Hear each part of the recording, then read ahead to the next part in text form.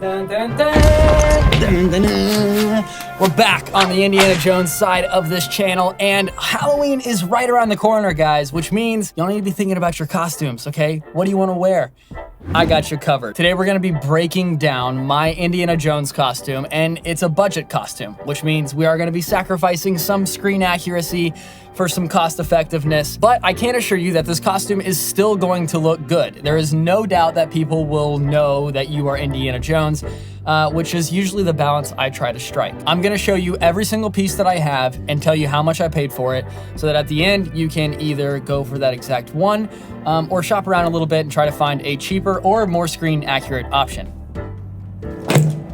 So this is all my gear. Oh, and the whip. Can't forget about the whip. There's gonna be links to everything I talk about here in the description below. Okay, we're gonna push some of this out of the way and keep this guy over here because this is by far the most important piece, in my opinion, for an Indiana Jones costume, because you can't just go with a random cowboy hat. You can.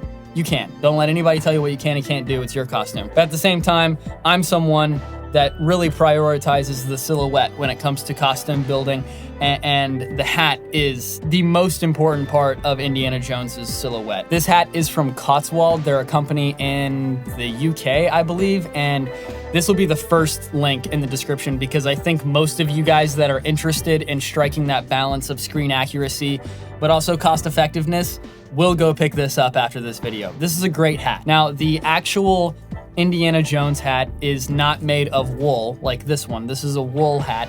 It's made of like a rabbit felt or some sort of beaver felt, depending on the movie you're going for. This just kind of is a general Indiana Jones hat. It checks the box for me, and as you can see, the silhouette fits perfectly. It looks like Indiana Jones when you put it on. It doesn't look like a cowboy. It doesn't look like any other hat but Indiana Jones, even though it's not the most screen accurate. This hat cost me about $70 after shipping, which is not that bad. I thought that was maybe a little bit expensive at first, but when you actually start looking at decent Indiana Jones hats, you'd be surprised. And I'll also warn you, there's a lot of scammers out there. So if you find a company that's different from one that you see a ton of reviews on YouTube for, make sure to go on Reddit, go to some friends, go to some online sources, and double check that, because I got scammed one time buying from this hat maker, and I was so excited. I bought it literally on my birthday, and it came in, and it was the cheapest looking made in China garbage you've ever seen in your life. I was so disappointed, and it took like a month to get to me. This took like a week and a half, and it is perfect for what I need it to be. It's awesome, and I will probably never buy another Indiana Jones hat. So the next piece is gonna be the shirt. This was actually bought on Amazon, so huge freaking win here. This shirt costs $30, and it looks probably as screen accurate as you need it to look. I mean, it has the pleats going down the chest here. It's got the pockets. It's got these little straps up here, which I, for the life of me, have no idea what they are for, but they're there. If you wanted to buy two of these, you totally could because of how cheap it is, and you could tear a sleeve off and like rip it up and have one Temple of Doom shirt and then have a different shirt for like Raiders and Last Crusade and Crystal Skull and Dial looks if you wanted to. I weathered mine up just with some acrylic paints and some like oil and just made it look really nasty and gross. I probably went a little overboard on mine just because I wanted it to really pop on camera when I do videos with it for you guys, but it still looks good in person as well. The next thing is actually underneath the shirt here, and that's gonna be the pants. So I have yet to tailor mine a little bit, so I have a little cuff down here at the bottom, but these pants are just from Dockers. They're the only pants that I could find that were somewhat cheap that actually had a pretty accurate color. And I actually bought a few pants and had to return them because they either just didn't look how they looked on the online photos, or I don't know, they weren't doing it for me. And these Dockers ones I actually really like. They're comfortable, you know, they're lightweight, but they do the job well. Like I said, there's more accurate versions for Indiana Jones pants, but honestly, if you're dressed as Indiana Jones and people are looking at your pants, you got something else going on, man. These are a great substitute. I believe they're the mushroom color. And yeah, these are the Dockers Flex Comfort, straight cut, $30. next. The next thing I want to talk about is just the, I don't even know what this belt's called, but it's the belt that actually goes in the pant loop. It's pretty simple. It's a gold buckle, a beige strap. I weathered it up. I frayed some of the edges. I scratched the metal buckle.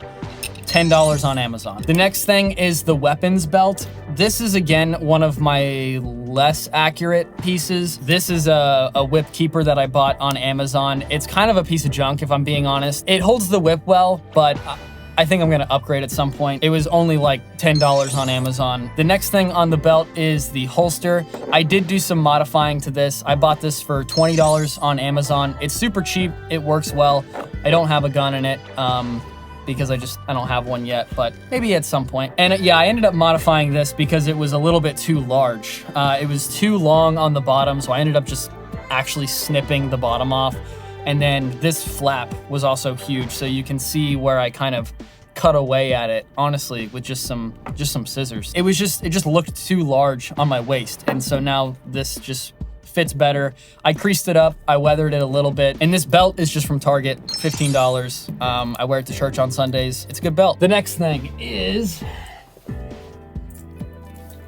this satchel. This satchel is from Amazon, but I had to make 2 separate purchases to complete it. Indiana Jones's satchel is a World War I gas mask bag. They sell these on Amazon. It was $35 on Amazon. It's actually a very nice bag. It has 2 snaps, tons of pockets on the inside, so it's actually pretty practical. But the strap that comes with this bag when you buy it is way too short. Like it'll fit around your body, but the satchel ends up all the way up here instead of down here where it's supposed to be. So I ended up having to buy a separate satchel strap, $10 on Amazon, so worked out pretty well. Pretty accurate as well. There, it's a kind of rectangular silver buckle.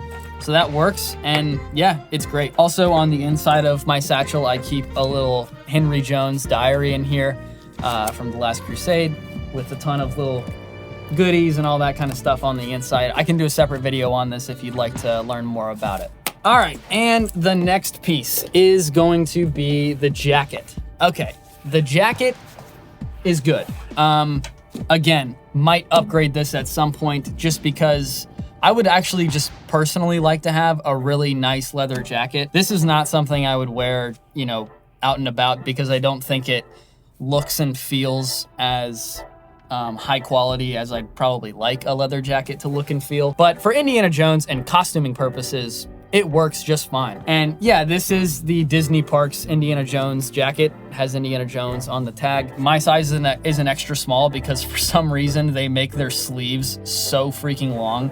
And I haven't gotten it tailored yet, but I literally have the sleeves rolled up on the inside. And this is an extra small. But yeah, it's a good jacket, high quality zipper. You got some snaps here, pockets here that are functioning. There's a pocket on the inside. It's got a lining on the inside. It's actually a very nice jacket. I just think this leather grade is just not what I would want it to be. It is actual leather. It's not like a faux leather or anything like that. It's just a lower quality of genuine leather. I actually bought this jacket on eBay for about $90. I think it's more expensive at Disney Parks, but if you can find a good deal online somewhere or on Facebook Marketplace, go for that. I'll probably upgrade and get one for personal use, but also Indiana Jones. This is just a great style jacket that I wouldn't mind wearing a higher quality version of just out and about. The other thing though is I live in Florida, so the time of year that I could actually wear a leather jacket is pretty slim.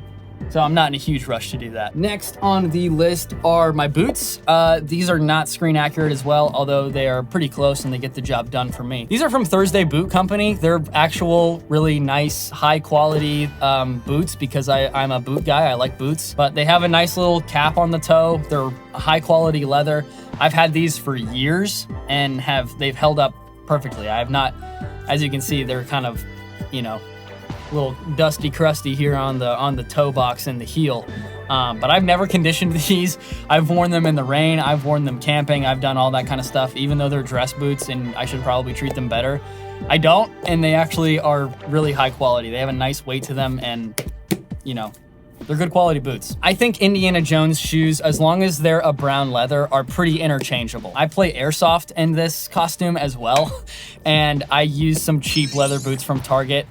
they hold up just fine. They work just fine. These cost about $200, but if you're into boots and you want a nice high quality pair of shoes that also work for Indiana Jones, pick up some Thursday boots. And the very last thing is gonna be the whip. This is another piece I'd probably like to upgrade at some point. I bought it on Amazon and it cost about $80. You can definitely get cheaper whips that look the part, but I wanted something I could actually crack a little bit because I wanted to learn. I thought that'd be kind of fun. And you can crack this, but it's not, you can tell just by the way that it feels and the way that it moves that if I wanted to maybe shell out a little bit more money, I could get something higher quality. It would just be easier to crack. It would feel more high quality, but for being coiled and hanging on the belt, this is perfect. And like I said, this cost me about $80, but you could go way cheaper on a whip. So we've walked through every individual piece. Let's go ahead and put everything on.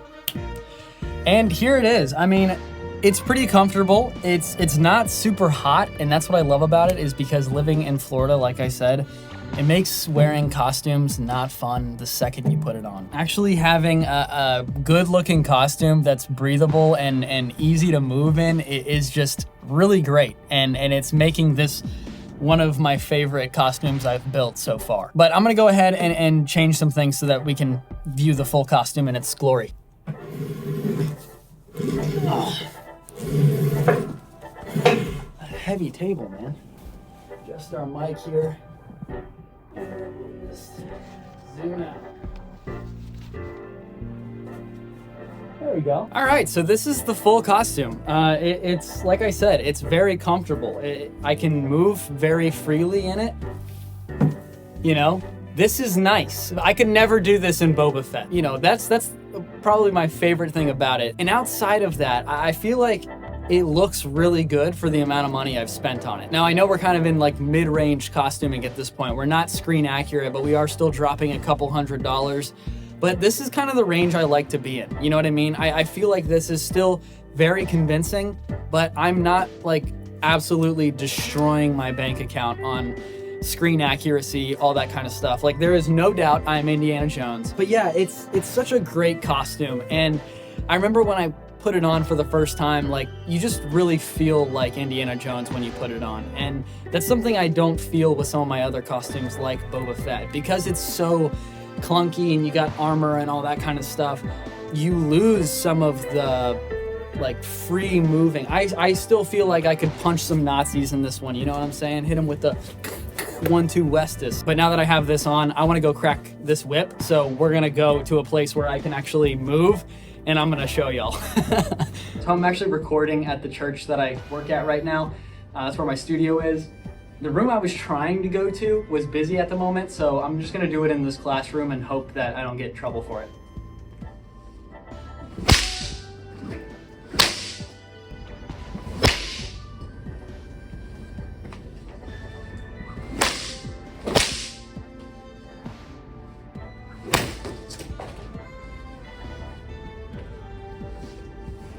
Whoops. All right, thank you guys so much for watching this video. And as always, I wish you the best on your journey for fortune and glory. Thanks for watching. Happy Halloween.